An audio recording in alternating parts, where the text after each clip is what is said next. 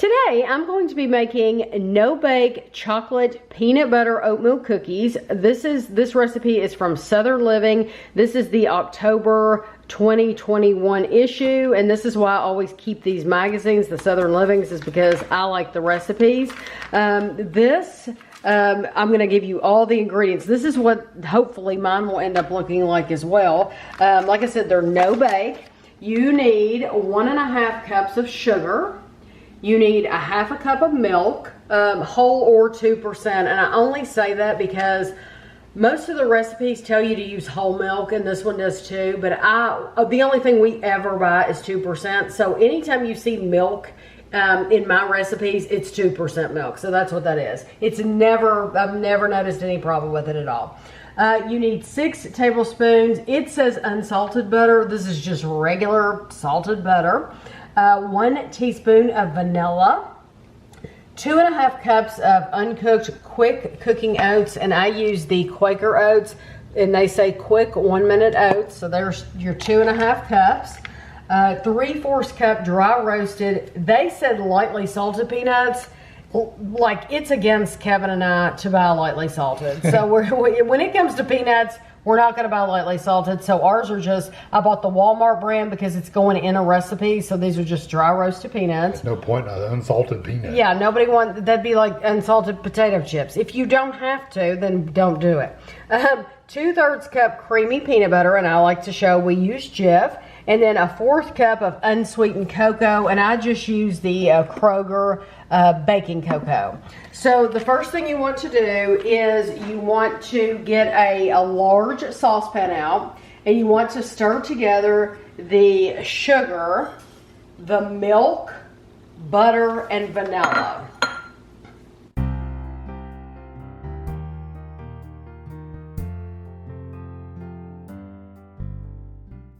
And we are going to bring this to a boil. We're going to stir it, bring it to a boil, and then once it starts to boil, we're going to let it boil for 1 minute. You also need to get a piece of parchment paper or a piece of wax paper and lay it out on the counter. And so I've just laid a piece out over here to prepare for the cookies for later. This has been boiling for 1 minute, and I stirred it constantly. You want to take it off the heat, and then you want to add in your remaining 4 ingredients. So your cocoa, your peanut butter, your peanuts, and your oats.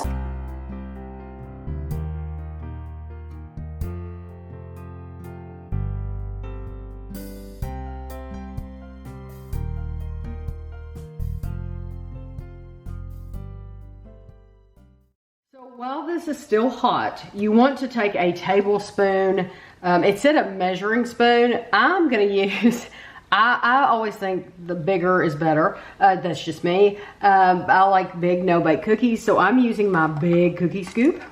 And you are going to drop scoopfuls. Of course, this will make me have fewer cookies than I'm supposed to, because I think you're supposed to have like 3 dozen cookies. I will definitely not have 3 dozen cookies, but that's okay. And as long as you're okay with that, then honestly, make them any size you want. It might take them longer to set up. So it had given you a 15-minute time, like when you put them over here, give them 15 minutes to firm up before you try to eat them. I'm sure these will have to sit longer than 15 minutes, but this is the size that I'm used to for no-bake cookies, so I don't mind. And then if you run out of space on your parchment paper, just get out another piece of parchment paper. It's coming out of that cookie scoop really easily. Yes, it is. Yeah, it's really slick, and so yeah, it's coming out easy.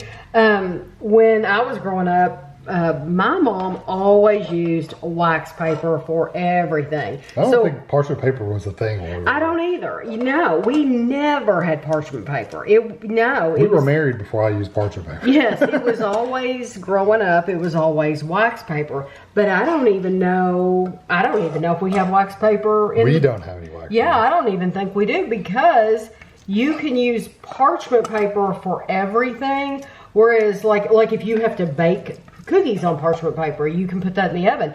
You can't, I don't think you can do that with wax paper. You can't bake that. So this is multi-purpose. You know, you can use parchment paper for everything. And if you are members of one of the big box clubs like Sam's or Costco or something like that, you can usually get a really good deal and they will last you for years. I mean, unless like you are some kind of chef or a baker that's using it all the time, the rolls are huge rolls of parchment paper and they'll last you forever. So I've got 20 right now. I was gonna have you count and see how many I got. I think I can get one more good. 21. And that's a big one. Honestly, I've got one more. I've got one more in here. We're scraping the bottom. Which kills me. I know. Kevin didn't want me scraping the back. This is a little one. This is a little half one. That's the one you try out before you try the other one. Exactly. So I'm going to let these sit here for at least 15 minutes and then we'll come back. So even though I made these bigger, they have been sitting here for about 15 minutes and they're ready to go. I mean, of course, you could leave them longer if you wanted to, but you can pick them up, hold it in your hand. You can see the bottom gets flat, but I'm going to take them and put them on this dish, and then Kevin and I will give them a try. So I have some of the cookies here. I've kept the other ones over to the side. But what makes these different than any that Kevin and I, either one, have ever had, we've never had no-bake cookies like this with actual peanuts in them. So we've had the cocoa and the peanut butter, but not peanuts. So that will be different. Different texture. Yeah. So it's funny though, I think I did I know I made mine bigger. Can you imagine getting 3 dozen? No. They would be teeny, teeny, tiny. Who's eating these, toddlers? They're about this size. Oh no. That's not near big enough. I'm just gonna.